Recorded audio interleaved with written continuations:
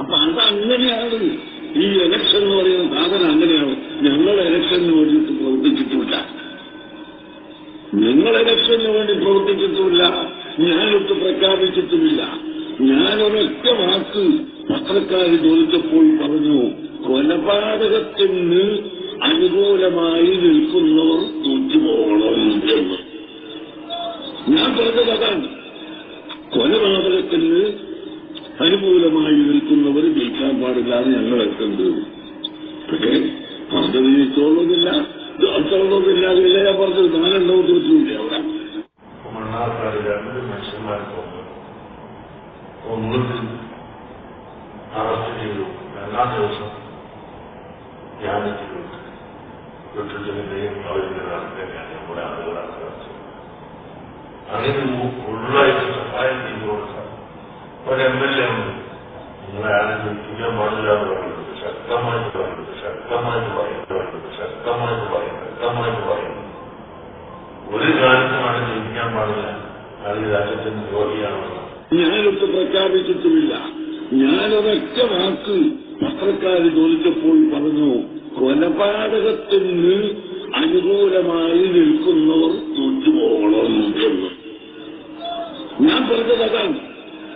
കൊലപാതകത്തിന് അനുകൂലമായി നിൽക്കുന്നവർ ജയിക്കാൻ പാടില്ലാതെ ഞങ്ങൾ എത്തേണ്ടത്. പക്ഷേ മാത്രമല്ല, ഉസ്താദ് ഒരു ആഹ്വാനം നൽകിയാൽ അത് മണ്ണാർക്കാടാണെങ്കിലും പാലക്കാടാണെങ്കിലും എവിടെയാണെങ്കിലും ആ ആഹ്വാനം ചുമലിലേക്ക് നെഞ്ചിലേറ്റി ശൈഖുന അങ്ങ് പറഞ്ഞത് ഞങ്ങൾ നടപ്പാക്കുക തന്നെ ചെയ്യും എന്ന് പ്രഖ്യാപിക്കാൻ ഞങ്ങൾ റെഡിയാണ് എന്ന് പ്രഖ്യാപിച്ച് മർക്കസിന്റെ പരിപാടികൾ ഏറ്റെടുത്തിരിക്കുകയാണ്.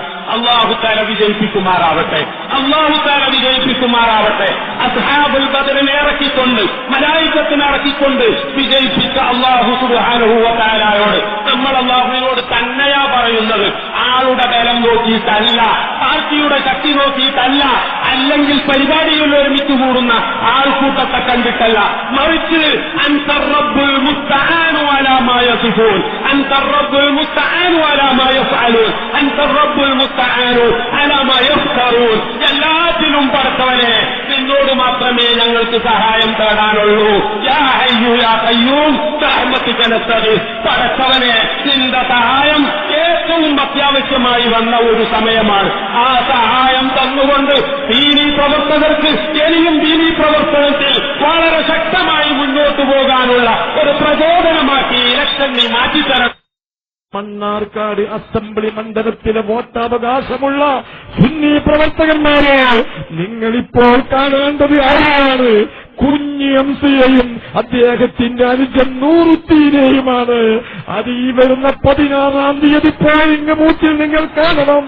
അത് കണ്ടാൽ മാത്രം പോലെ നിങ്ങളുടെ ജനാധിപത്യാവകാശം ഈ അരുംപലയാളികളെ കൂട്ടുപിടിച്ച് അവർക്ക് സംരക്ഷണം നൽകുന്ന ഈ ഇന്ത്യൻ യൂണിയൻ മുസ്ലിം ലീഗിന്റെ സ്ഥാനാർത്ഥി പരാജയപ്പെടുന്ന രൂപത്തിലേക്ക് ആ സ്മരണ നിങ്ങൾ ഉപയോഗപ്പെടുത്തണമെന്ന് പറഞ്ഞാൽ അതെന്റെ ദീനിന്റെ പേരിലുള്ള ഒരപേക്ഷ മാത്രമായിട്ടേ നിങ്ങൾ കണക്കാക്കാവൂ.